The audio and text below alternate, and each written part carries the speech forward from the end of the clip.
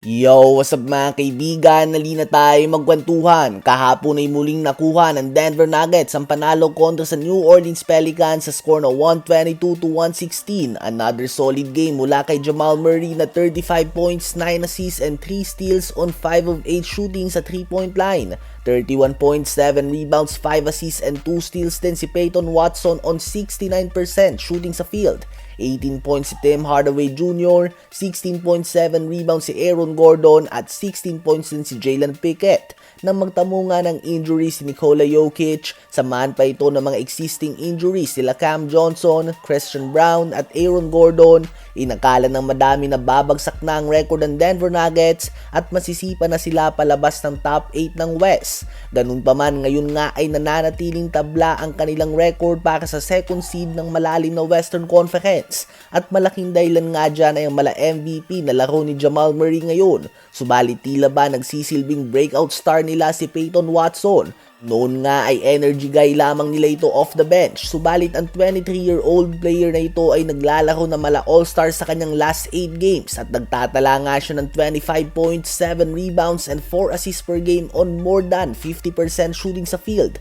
Pinangalanan din nga siya bilang ang player of the week. Imagine kapag kompleto na ang lineup na ito ng Denver Nuggets ay may ganito silang player bilang 6 man. Sasamahan pa yan ng 14 points per game ni Tim Hardaway Jr. at starting caliber center Jonas Valanciunas.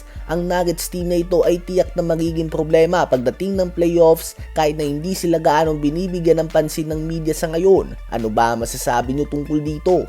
Ngayon ay tumungo naman tayo kay Giannis Antetokounmpo. Ilang araw lang nga makalipas nang sabihin ng two-time league MVP na hindi siya hihingi ng trade. Ganun pa man, posibleng magbago nga ito. Habang tinatambakan sila kahapon ng Minnesota Timberwolves ay nakatanggap si Giannis at ang Bucks ng batikos sa mga fans at sumagot din nga siya dito ng ibunya din ito.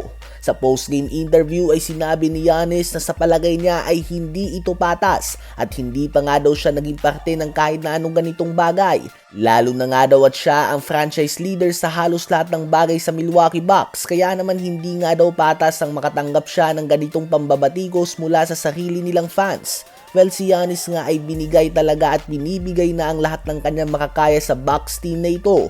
Kahit na madalas silang matalo ay nagtatala pa din nga siya ng MVP-like numbers. Ganun pa man, mukhang hindi na nga ito na-appreciate ng mga Bucks fans at hindi na natutuwa si Giannis na ganito ang trato sa kanya matapos na ibigay niya ang lahat para sa mga fans at magpakita ng loyalty sa franchise na ito kahit na easily ay pwede nga siyang lumipat at magkampiyon sa mas madaling paraan.